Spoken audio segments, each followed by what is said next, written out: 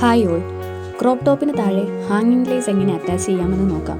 ടോപ്പിൻ്റെ ഫ്രണ്ട് പാർട്ടിൻ്റെ നല്ല വശത്ത് ഹാങ്ങിങ് ലേസ് വെക്കാം. നെക്കിൻ്റെ വശത്തേക്ക് ഫേസ് ചെയ്യുന്നത് പോലെ വേണം ഹാങ്ങിങ് ഉണ്ടാവാൻ. അതിനുശേഷം ലൈനിങ് പീസ് എടുത്ത് മുകളിലായി വെച്ച് സ്റ്റിച്ച് ചെയ്യാം.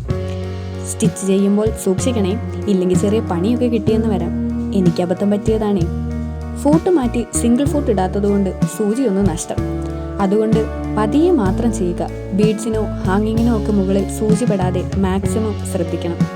സിംഗിൾ ഫൂട്ട് ഉണ്ടെങ്കിൽ അത് മാറ്റിയിട്ട് ചെയ്താൽ പണി കുറച്ചുകൂടി എളുപ്പം. സ്റ്റിച്ച് ചെയ്ത് കഴിഞ്ഞാൽ തുണി തിരിച്ചിടാം. ഫ്രണ്ട് പാർട്ടിൻ്റെ നെക്ക് ഞാൻ ഓൾറെഡി സ്റ്റിച്ച് ചെയ്തിട്ടുണ്ടായിരുന്നു. അതിനുശേഷമാണ് ഞാൻ ഹാങ്ങിങ് ലേസ് അറ്റാച്ച് ചെയ്തത്. വളരെ നീറ്റായിട്ട് ലേസിൻ്റെ പാർട്ടൊന്നും ഫ്രണ്ടിലേക്കോ ബാക്ക് സൈഡിലേക്കോ ഒന്നും കാണാതെ ഈസി ആയിട്ട് ഫിനിഷ് ചെയ്യാം. സൂചി പൊട്ടിയതുകൊണ്ട് വന്ന സമയനഷ്ടം ഒഴിച്ചാൽ വളരെ പെട്ടെന്ന് തന്നെ സംഭവം റെഡി.